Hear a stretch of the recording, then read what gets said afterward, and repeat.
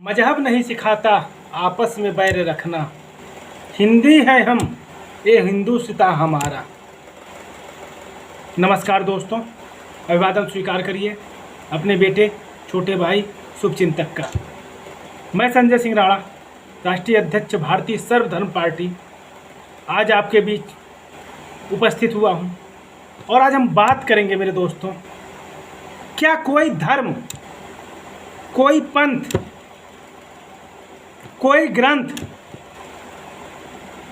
हैवानियत का पाठ पढ़ाता है, इंसानियत से मुख मोड़ने की शिक्षा देता है? चाहे वह हमारी गीता हो, रामायण हो, चारों वेद हो, ऋग्वेद, यजुर्वेद, सामवेद, अथर्ववेद, कुरान हो इस्लाम का, सिख का गुरु ग्रंथ साहब हो, या फिर ईसाइयों का बाइबिल हो। किसी भी धर्म में इंसानियत से बड़ा कोई धर्म नहीं बताया गया है, मानवता से बड़ा कोई सेवा नहीं बताया गया है। धर्म के नाम पर, जात के नाम पर, भाषा के नाम पर, मजहब के नाम पर कोई भी संविधान, किसी भी देश का संविधान भेदभाव करने की इजाजत नहीं देता है। जहां लोकतांत्रिक शासन चल रहा हो, ऐसे में जो बांग्लादेश में हो रहा है वह बहुत ही चिंता का विषय है। खासकर हमारे भारतवर्ष के लिए काफ़ी चिंता का विषय है, क्योंकि हमारे भारतवर्ष में भी ऐसे ही कुछ कट्टरपंथी गिरी सोच के लोग हैं जो ऐसी कट्टरपंथा को, ऐसी हैवानियत को सही बतलाते हैं। मेरे साथियों, मैं संजय सिंह राणा हाथ जोड़कर आप सभी से गुजारिश करूंगा कि हमारी भारतीय संस्कृति जो है, जो हमें वसुधैव कुटुंबकम की शिक्षा देती है, जो कहती है धर्म की जय हो, अधर्म का नाश हो, प्राणियों में सद्भावना हो, विश्व का कल्याण हो। मेरे साथियों, ऐसी हमारी भारतीय संस्कृति, बृहद संस्कृति, जब हम अखंड भारत में थे तो इंडिया में कौन कौन से देश थे? Nepal, Bhutan, Bangladesh, Pakistan, Afghanistan, Burma, Rangoon, China, ये हमारा अखंड भारत था। और इसमें सभी में भारतीय संस्कृति का बोलबाला था। आखिर कहाँ चली गई वो हमारी पुरानी सभ्यता? कहाँ चली गई हमारी वो मानवता? क्यों हम भाषा के नाम पर, रंग के नाम पर, भेद के नाम पर, मजहब के नाम पर, धर्म के नाम पर, हिंदू मुसलमान सिख ईसाई के नाम पर बटे हुए हैं? क्यों कुछ कट्टरपंथियों के बहकावे में आकर हम अपने धर्म को भूल करके जिस भी धर्म को हम मानते हैं, सम्मान करते हैं, पूजा करते हैं, उस धर्म को उठा करके पढ़िए मेरे दोस्तों। हर धर्म यही कहेगा, हैवानियत की कहीं कोई जगह नहीं है, मानव सेवा से बड़ा कोई धर्म नहीं है। तो फिर यह बांग्लादेश में क्या हो रहा है? कश्मीर की लोग बात करते हैं, कश्मीर को तो हमने नहीं देखा कि वहाँ क्या हुआ, लेकिन बांग्लादेश में आज जो देख रहे हैं वो उसे साफ तौर पे कहेंगे कि यह सरासर गलत हो रहा है। जो भी कह रहा है, अगर किसी के द्वारा इसकी तारीफ की जाती है, इस घटना का सपोर्ट किया जाता है, तो उससे बड़ा हैवान मेरी नज़र में शायद ही दूसरा कोई हो। आप चारों धाम को जाते हैं, आप यरूशलेम को जाते हैं, आप अमृतसर स्वर्ण मंदिर को जाते हैं, आप मक्का मदीना को जाते हैं, सब जाना व्यर्थ है मेरे दोस्तों, सब जाना व्यर्थ है। क्योंकि अगर आप में इंसानियत नहीं है, मानवता नहीं है, दया की भावना नहीं है, प्रेम की भावना नहीं है, तो कोई भी धर्म आपको न तो स्वर्ग ले जा सकता है, न आपको जन्नत में ले जा सकता है, न आपको हूरों से मिलवा सकता है। जिस हूरों के लालच में आकर के, चंद कट्टरपंथियों के बहकावे में आकर के आप जो हैवानियत का नाच बांग्लादेश में कर रहे हैं, वो आपको कहीं से का भी नहीं छोड़ेगा। यह जो जुनून उतर जाएगा, आपके जुनून भूत उतर जाएगा आपके सर से ना, हैवानियत का, उसके बाद आपको पछतावे के सिवा कुछ नहीं मिलेगा। मैं अपने हिंदुस्तान के मुसलमान भाइयों से हाथ जोड़कर अपील करना चाहता हूं, आप आगे आए और अपने संप्रदाय के ये जो हैवान हैं इनका खुलकर विरोध करिए और यह शिक्षा दीजिए कि भारत का हर मुसलमान भारतीय संस्कृति को साक्षी मान करके इस्लाम के रास्ते पर चल करके सही और गलत में अंतर करना जानता है, सच का साथ देना चाहता है और गलत को गलत साबित करना जानता है। यह भारतीय मुसलमान का कर्तव्य बनता है कि आपको यह दिखाना होगा कि हमारा भारतवर्ष कहीं से कोई कमजोर नहीं है। हम भले ही आपस में धर्म के नाम पर, मजहब के नाम पर बटे हुए हैं, लेकिन बात जब इंसानियत की आएगी, मानवता की आएगी, धर्म की आएगी, आपके इस्लाम की आएगी, हमारे इस्लाम की आएगी, या हमारे हिंदू धर्म की आएगी, या हमारे सिख धर्म की आएगी, या हमारे ईसाई धर्म की आएगी, तो हम सही को सही और गलत को गलत कहने की जज्बा रखते हैं, हिम्मत रखते हैं, विरोध करने की हिम्मत रखते हैं। और जो कुछ बांग्लादेश में हो रहा है अल्पसंख्यकों के साथ, बात अल्पसंख्यक और बहुसंख्यक की मैं यहाँ नहीं करने आया हूँ, बात मैं इंसानियत की करने आया हूँ। जो इंसानियत को शर्मसार वहाँ किया जा रहा है, इसे कहीं से भी वाजिब नहीं ठहराया जा सकता है।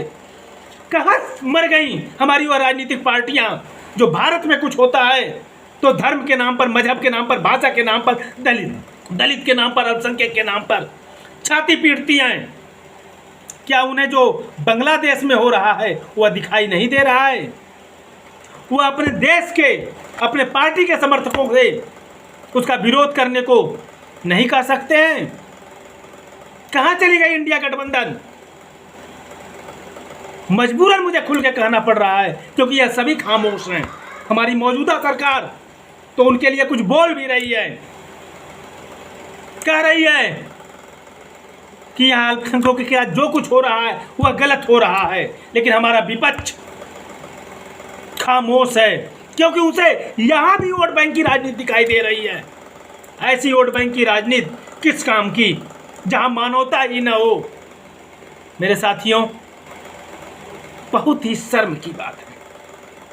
मैं संजय सिंह राणा, संयोजक भारतीय सर्वधर्म पार्टी, राष्ट्रीय अध्यक्ष भारतीय सर्वधर्म पार्टी, खुलकर बांग्लादेश में हो रहे हिंसक प्रदर्शन का, अत्याचार का खुलकर विरोध करता हूं। अगर मैं उस लायक होता तो इसके लिए बांग्लादेश को दो टूक जवाब देता, उसे सबक सिखाने के लिए कोई कोर कसर नहीं छोड़ता, क्योंकि बांग्लादेश का वजूद भी अगर है तो आज हमारे भारतवर्ष की वजह से है।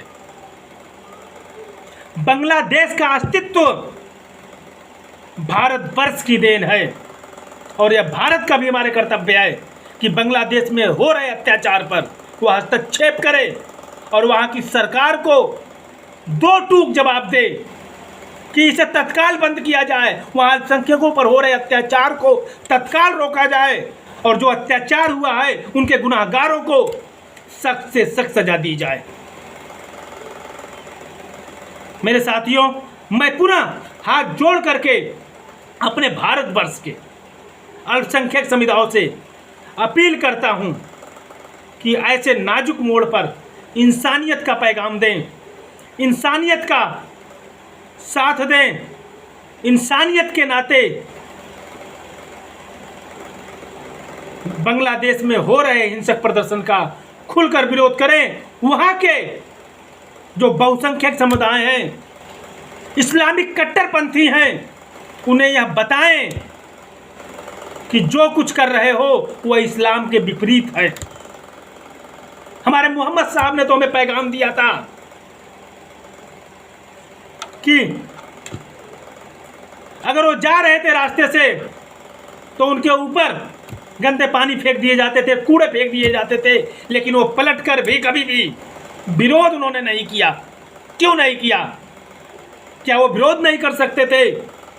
जिनकी पूजा आप करते हैं, जिन्हें पैगंबर मानते हैं, जिन्हें इस्लाम का जनक मानते हैं, वह मोहम्मद साहब क्यों उस घटना का विरोध नहीं करते थे?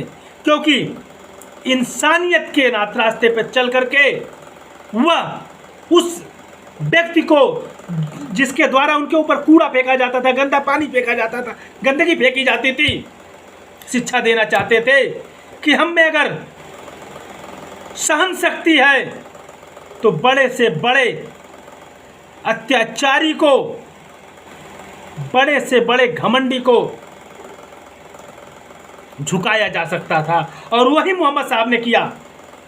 आखिर रोज रोज कूड़ा फेंकने पर, करकट फेंकने पर, जब वो रास्ते से निकलते थे तो खिड़की के रास्ते उनको ऊपर कूड़ा करकट फेंका जाता था, लेकिन उन्होंने कभी भी पलटकर जवाब नहीं दिया, विरोध नहीं किया। और एक दिन उसे अपनी गलती का एहसास हुआ, उसने मोहम्मद साहब से क्षमा मांगी।